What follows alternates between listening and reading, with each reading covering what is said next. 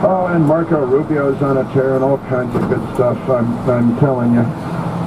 I'm telling you, the Democrats counting and counting. They're still having an election. We were done with ours a week ago, more than a week ago. And the Democrats are still having an election. Oh, one more Christmas story, too, because there's another Christmas story. A handgun for Christmas, colon. I love their colons. USA Today. Chris Mueller writing. Wisconsin company decides to buy firearms for every employee this holiday season. Out of Hortonville, Wisconsin. Horton, here's a who. A company that produces novelty glassware embedded with a bullet as if it had been shot through the glass, decided to give every employee a handgun as a Christmas present. That's pretty nice. I think that's real nice. Giving employees their choice of a revolver as a gift is part of an effort to promote personal safety and team building. Ben Wolfgram, who co-owns the Hortonville-based Ben Shot Company, said on Tuesday, the business has 16 full-time employees, including several veterans. But the business also has employees who have never fired a gun, he said. This is the first time the company has done anything like this, Wolfgram said. The father-son business was started in 2015 in a small garage workshop in this village, about 3,000 residents, about 100 miles northwest of Milwaukee. Most workers, they're workers, I tell you, were excited at the prospect of receiving their handguns, he said. Employee Chelsea Priest of Green Bay said she feels as if the gift will empower her and will keep her safe. I think that's true. That's what a handgun would be for. And I told the story, I've already told the story this morning about my friend who lives in Great Falls, Virginia, got a robocall from the police yesterday saying there was an armed criminal loose in her neighborhood, a suburban residential neighborhood with lots of woods. And overhead, there's a police helicopter. Down in the street, there are multiple police officers with their weapons in their hands, their firearms in their hands, coming up the street. And so my friend Maureen, of course, whipped out her 12-gauge pump-action shotgun and continued about her business because, you know, she was comfortable in the knowledge that should the bad guy come crashing through the door or breaking glass in her house, that he was going to be in for a big surprise. That's what they're for, right? I've never been part of anything like this, said Chelsea Priest. At least 2 employees initially declined the gift, but are considering accepting it after taking a gun safety course that company executives require before giving the guns as gifts.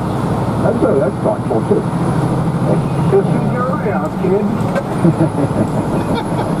All right, Ocasio-Cortez. Ocasio-Cortez is upset that the world's most valuable company is investing in New York City. This is kind of a fun one. You know, Bill de Blasio, Big Bird in New York City, he said, de Blasio, the mayor, he's a knucklehead, he said, we're talking about the single biggest economic development deal in the history of New York City. But Alexandria Ocasio-Cortez, the socialist, is against it. She's a real piece of work, this one.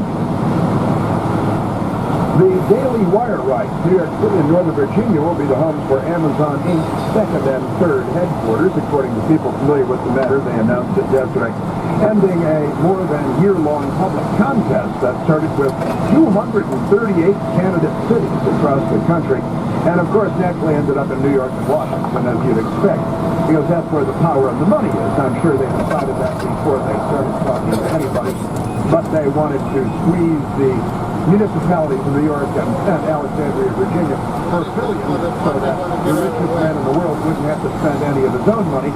You know, that's how it works. Amazon is a billion-dollar company, Ocasio-Cortez tweeted. The idea that they'll receive hundreds of billions of dollars in tax breaks at a time when our subway is crumbling and our communities need more investment, not less. This is more investment, by the way. Is extremely concerning to residents here. No residents have expressed that concern. She made that up. Ocasio-Cortez provided no evidence that residents in her district were angered by Amazon's decision. This is evidence-free. She doesn't have to provide any evidence. Ocasio-Cortez also suggested that Amazon employees should consider unionizing, despite Amazon and Jeff Bezos' aggressive stance against unions. But he's been good with the lefties, but he doesn't.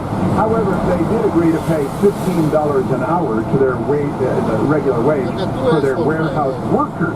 They call them workers. $15. Now that's what all the Bolsheviks were asking for. You remember the other socialist, one of the other socialists, Bernie Sanders, with the food stuck in his teeth, he's saving it for a rainy day. He demanded, he singled out Bezos and said, you need to pay $15. And so he succumbed to the pressure of the senator from Bolshevik land. You know, he actually honeymooned in the Soviet Union.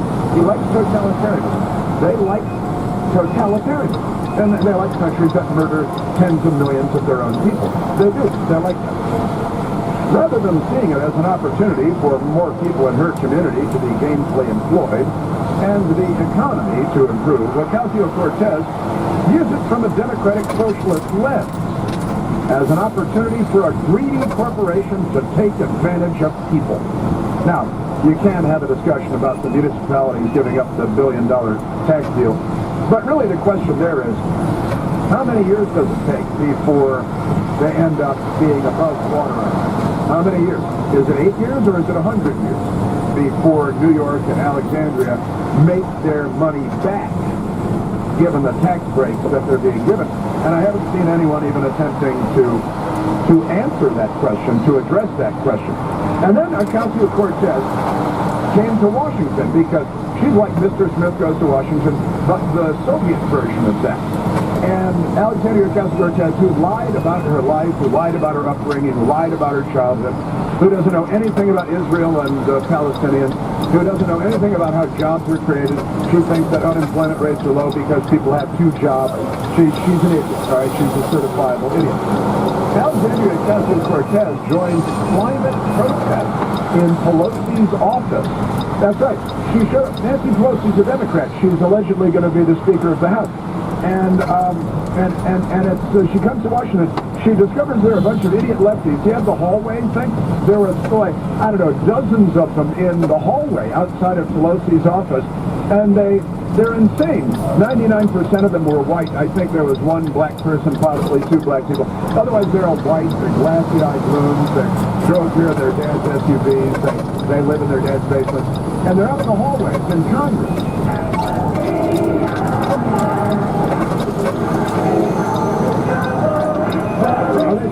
Let's go. Look at this. They're clapping and singing. These people are not normal. Get the fuck out. What? You gotta see this video. They're dancing and swinging and singing and dancing. They're out in the hallway. They're idiots with glassy eyes, throwing their arms up in the air. Hey! This is what we created. This is what's going on college campuses. And then they invaded Nancy Pelosi's office, and they all sat down in there looking confused. I don't think they know what their genders are. And then the new member of Congress, she hasn't even been sworn in yet, and she's already protesting, and I'm going to get back to this. Green, it's all green stuff. They're green. There's a green ooze spilling out of their mouths like the exorcist. There it is. Yeah, I'll tell you, right? Alexandria Ocasio-Cortez, you got to hear this.